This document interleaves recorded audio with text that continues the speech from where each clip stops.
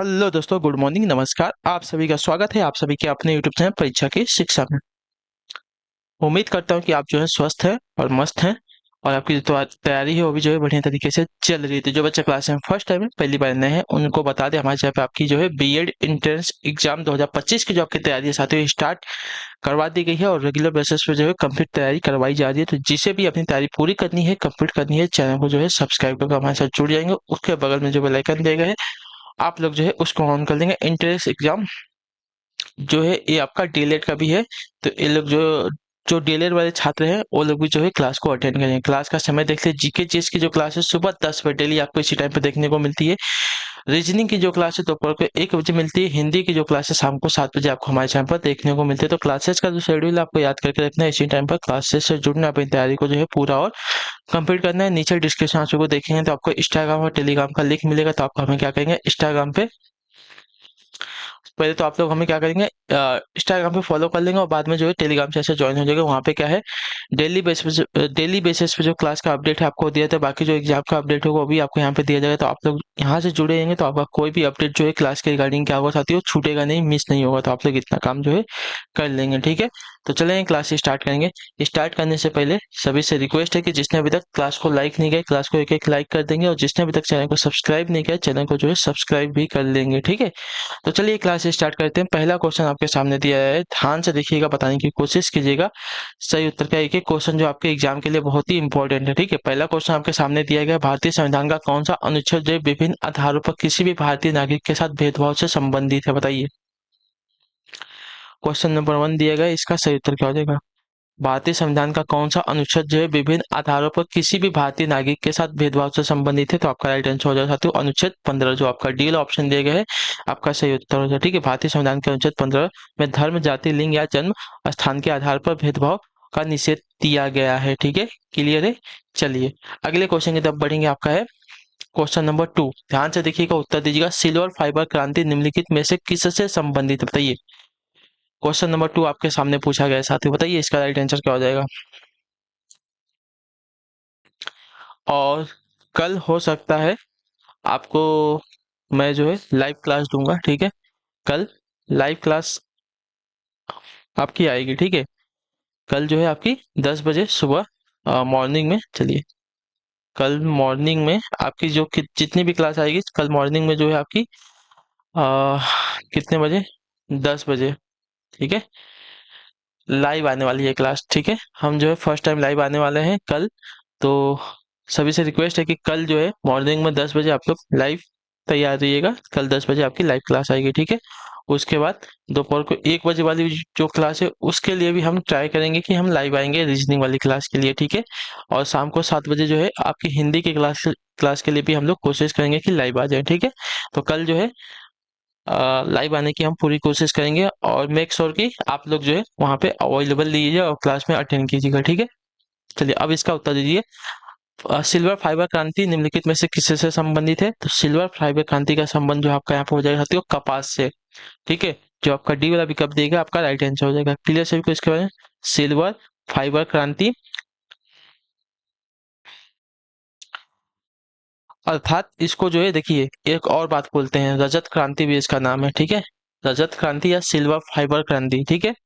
भारत में कपास उत्पादन में भारी वृद्धि से जुड़ी है। इसका नाम जो है रजत जैसे रेशे के रूप से जो है लिया गया है, ठीक है।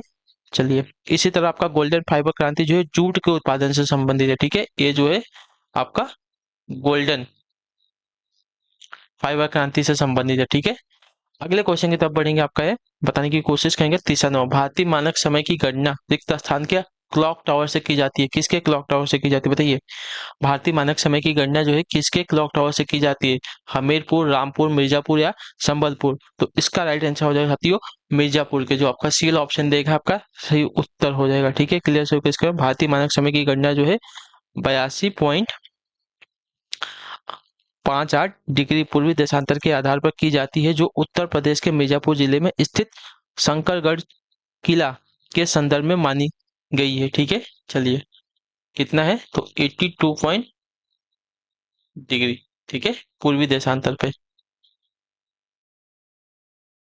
तो कहाँ पे स्थित है, तो उत्तर प्रदेश के मिर्जापुर जिले के शंकर गढ़ किला पर, ठीक है।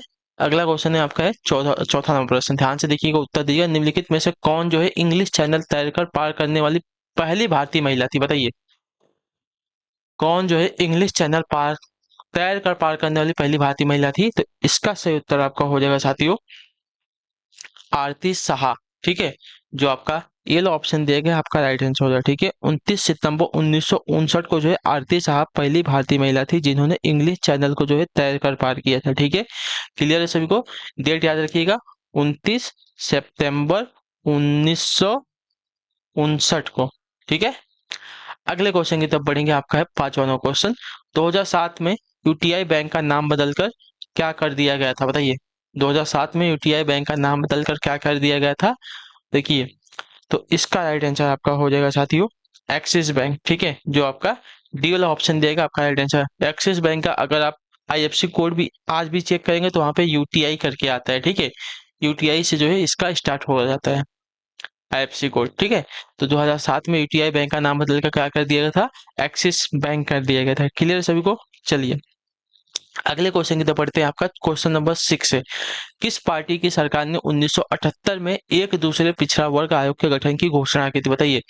किस पार्टी की सरकार ने जो है 1978 में एक दूसरे पिछड़ा वर्ग आयोग के गठन की घोषणा की थी? क्वेश्चन नंबर 6 आपके सामने दिया गया है, तो इसका राइट आंसर आपका हो सकते हो जनता पार्टी ने, ठीक है। जो आपका सी वाला ऑप्शन दिया गया आपका राइट आंसर हो जाएगा। क्लियर सभी को इसके बारे में? 20 दिसंबर 1978 को भारत के प्रधानमंत्री जनता पार्टी के मोरारजी देसाई ने संसद के पूर्व सदस्य बीपी मंडल के नेतृत्व में जो है एक दूसरे पिछड़ा वर्ग के आयोग के गठन की घोषणा की थी, ठीक है। क्लियर है?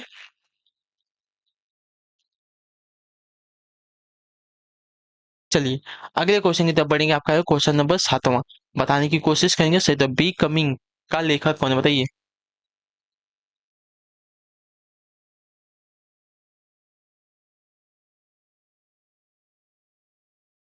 इसका लेखक कौन है? बी कमिंग का लेखक कौन है? तो बी कमिंग के लेखक की अगर बात की जाएगी तो यहाँ पे मिशेल ओबामा है, ठीक है। मिशेल ओबामा जो है भारत के पूर्व राष्ट्रपति जो थे बराक ओबामा, उनकी बीवी हैं, ठीक है। तो बी कमिंग के लेखिका है आपकी मिशेल ओबामा, ठीक है। तो जो आपका सी ऑप्शन दिया गया है आपका सही उत्तर हो जाएगा। क्लियर सभी को इसके बारे में?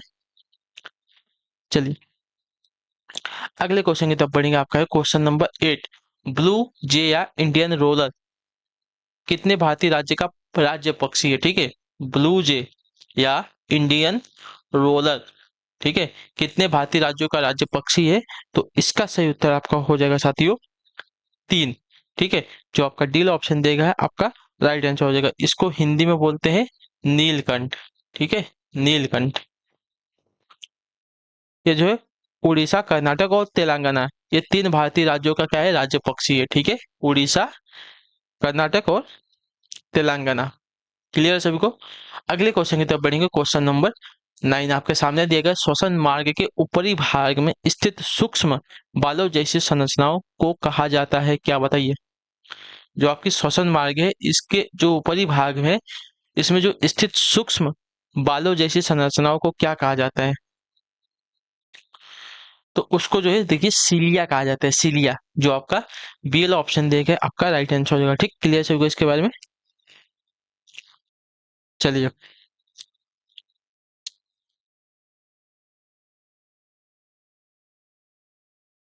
जो काम क्या करता है, तो जो बलगम और इसके फंसे हुए पदार्थों को गले तक पहुंचने के लिए एक साथ चलते हैं, ठीक है। और जहां इसे निगल लिया जाता है। अगला क्वेश्चन है आपका क्वेश्चन नंबर 10। किस प्रकार की मिट्टी में गर्म मौसम में दरारें पड़ जाती है, बताइए। किस प्रकार की मिट्टी में गर्म मौसम में दरारें पड़ जाती हैं? तो इसका राइट आंसर हो जाती हो काली मिट्टी, या तो इसको कहा जाता है रेगुण मिट्टी, इतना याद रखिएगा, ठीक है। तो काले मिट्टी या तो रेगुड़ मिट्टी जो होती है इसमें क्या होता है गर्म मौसम में दरारें पड़ जाती है। क्लियर सभी को? तो क्वेश्चन नंबर 10 पे आपका ऑप्शन नंबर डी राइट हो जाएगा। क्वेश्चन नंबर 11 आपके सामने देगा। कोयले की खानों में निम्नलिखित में से कौन सी गैस आपके विस्फोट का कारण बनती है, बताइए। कोयले की जो खान होती है इसमें विस्फोट का कारण कौन सी गैस बनती है? तो इसका राइट आंसर आपका हो जाएगा साथियों मीथेन गैस। जो आपका डी ऑप्शन दिया गया है आपका सही उत्तर है साथियों, ठीक है। क्लियर सभी को इसके बारे में? चलिए अगले क्वेश्चन की तरफ बढ़ेंगे। आपका है 11 पे हो गया, 12 नंबर क्वेश्चन आपका सामने दिए गए हैं, बताने की कोशिश करेंगे सही उत्तर का। पश्मीना जो कि एक उत्तम ऊन है, पहली बार किस राज्य में बनाई गई थी बताइए। पश्मीना जो एक की एक उत्तम ऊन है, पहली बार किस राज्य में बनाई गई? तो इसका राइट आंसर आपका हो जाएगा जम्मू एंड कश्मीर राज्य में। ठीक है, तो जो आपका सी वाला ऑप्शन दिया गया साथियों, इसका सही उत्तर हो जाएगा। क्लियर है? पश्मीना जो एक कश्मीरी बकरियों या पश्मीना बकरियों और अन्य प्रकार के बकरे बकरियों से प्राप्त एक प्रकार का जो है कश्मीरी ऊन है। ठीक है, अगले क्वेश्चन की तरफ बढ़ेंगे। आपका है क्वेश्चन नंबर 13।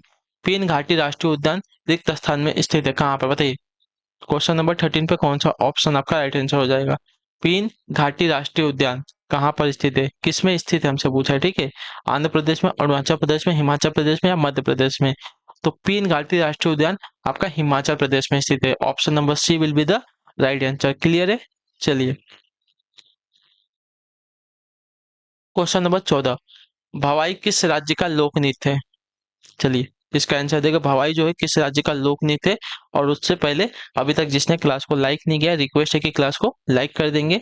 ठीक है, क्योंकि आपकी जो है क्लासेस इसी बेसिस पे आपकी रेगुलर क्लासेस आती रहती हैं। ठीक है, आप जितना हमें सपोर्ट करते हैं, हम आपके लिए उतना मेहनत करते हैं। ठीक है, तो क्लास में सिर्फ आपको एक क्लिक करना रहता है, लाइक करना रहता है, और जो आपके साथी हैं, भाई बहन हैं, छोटे बड़े या जो भी हों, उनके साथ जो है आप लोग क्लास को शेयर कर दीजिएगा। ठीक है, और सभी से रिक्वेस्ट है कि जिसने अभी तक चैनल को सब्सक्राइब नहीं किया है, सभी से रिक्वेस्ट है कि चैनल को जो है आप लोग एक सब्सक्राइब कर दीजिए। ठीक है, जिससे क्या है कि हमें थोड़ा मोटिवेशन मिल जाता है आप सभी का। ठीक है, तो ये भवाई किस राज्य का लोक नृत्य है? तो भवाई की अगर बात करें तो भवाई जो है आपका राजस्थान, जो आपका डी वाला ऑप्शन देगा आपका राइट आंसर। भवाई जो है राजस्थान में लोकप्रिय लोक नृत्य का एक शैली है। ठीक है, तो जो आपका डी वाला ऑप्शन देगा 14 पे आपका सही था। अगले क्वेश्चन की तरफ बढ़ेंगे। 15 नंबर क्वेश्चन क्या देगा? भारत में नीली क्रांति के जनक के रूप में किसे जाना जाता है, बताइए।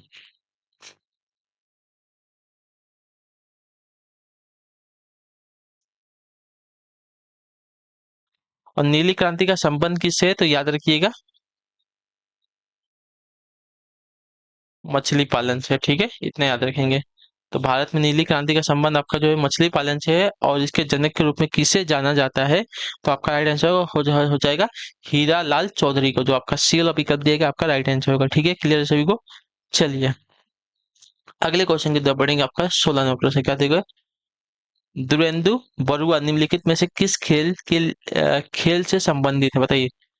दुवेंदु बरुआ, ठीक है, दुवेंदु बरुआ जो है निम्नलिखित में से किस खेल से संबंधित है? क्वेश्चन नंबर 16 पे सही उत्तर क्या हो जाएगा? तो इसका राइट आंसर हो सकता है शतरंज खेल से, जो आपका ए वाला ऑप्शन देगा है आपका राइट आंसर। दुवेंदु बरुआ जो है शतरंज खेल से संबंधित है। क्लियर है? वह 3 बार जो है भारतीय शतरंज चैंपियन रह चुके हैं। ठीक है, अगले क्वेश्चन की तरफ बढ़ेंगे। आपका है 17 नंबर क्वेश्चन क्या दिया है? निम्नलिखित में से कौन सा परमाणु पावर प्लांट स्टेशन नहीं है, बताइए। निम्नलिखित में से कौन सा परमाणु पावर स्टेशन नहीं है?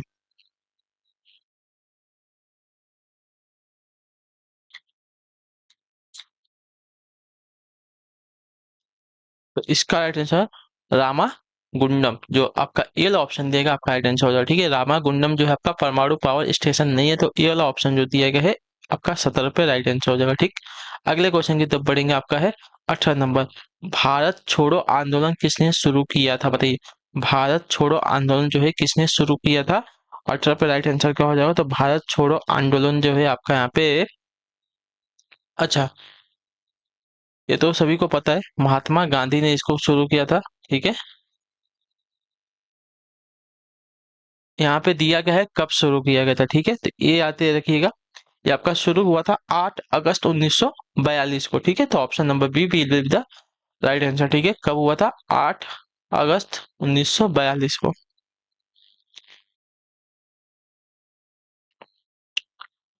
चलिए, अगले क्वेश्चन की तरफ बढ़ेंगे। आपका है 19 नंबर।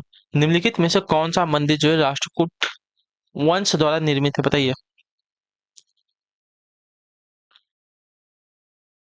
निम्नलिखित में से कौन सा मंदिर जो है राष्ट्रकूट वंश द्वारा निर्मित है? तो इसका राइट आंसर हो जाएगा तो कैलाश मंदिर, जो आपका ए वाला ऑप्शन दिया गया आपका राइट आंसर हो जाएगा एलोरा का कैलाश मंदिर। महाराष्ट्र के एलोरा गुफाओं में स्थित एक सबसे बड़े भारतीय रॉक कट प्राचीन हिंदू मंदिरों में से एक है, ठीक है। इसे 8वीं शताब्दी के राष्ट्रकूट राजा कृष्ण प्रथम द्वारा बनवाया गया था, ठीक है। तो राष्ट्रकूट वंश द्वारा निर्मित आपका कैलाश मंदिर है। इसको जो है समझ जाइए, एक बहुत बड़े एक ही पत्थर को काट के बनवाया गया है, ठीक है। अगले क्वेश्चन की बढ़ेंगे, आपका है 20 नंबर। किस क्षेत्र में सरस्वती सम्मान पुरस्कार दिया जाता है, बताइए। किस क्षेत्र में जो आपका सरस्वती सम्मान पुरस्कार दिया जाता है, संगीत के, साहित्य के, पत्रकारिता के या नृत्य के? तो इसका राइट आंसर आपका हो जाएगा साथियों, साहित्य के क्षेत्र में आपका सरस्वती सम्मान पुरस्कार दिया जाता है। तो B will be the right answer. Clear है यहाँ तक? चलिए, क्लियर रहिए, और कुछ नहीं चाहिए, बस एक एक क्वेश्चन आपको क्लियर समझ में आए, हमारी यही कोशिश रहती है, ठीक है। अगर आपको नहीं समझ में आता है तो आप हमें बता सकते हैं उसके बारे में, हम आपको और अच्छे से कुछ एक्सप्लेन करने की कोशिश करेंगे, ठीक है। चलिए, आपका है 1930 में मुस्लिम लोग नहीं, मुस्लिम लीग का अध्यक्ष कौन था, बताइए।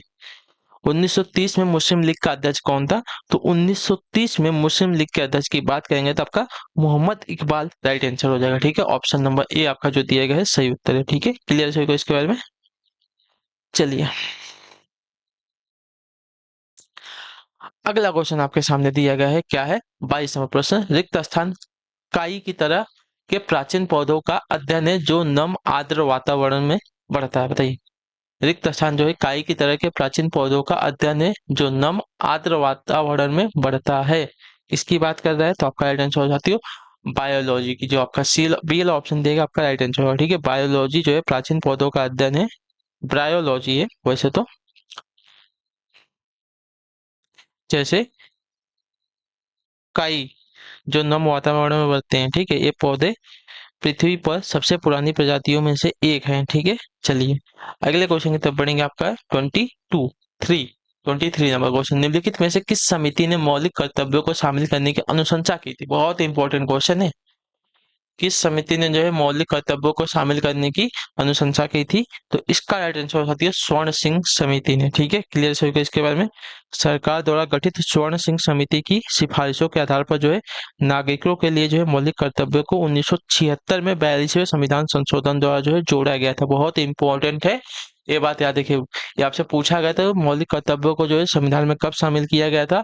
तो 1976 के 42वें संविधान संशोधन द्वारा, ठीक है।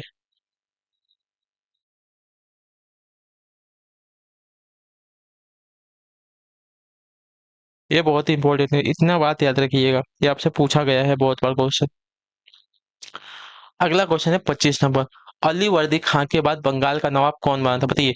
अली वर्दी खां के बाद जो है बंगाल का नवाब कौन बना था?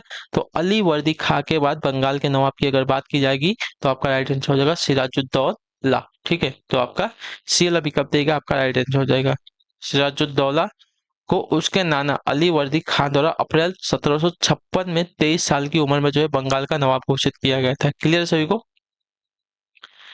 चलिए, अगले क्वेश्चन की तरफ बढ़ेंगे, 25 नंबर आखिरी क्वेश्चन, ध्यान से देखिएगा, बताइएगा। निम्नलिखित में से कौन जो है भारत के तोते के रूप में जाना जाता था, बताइए।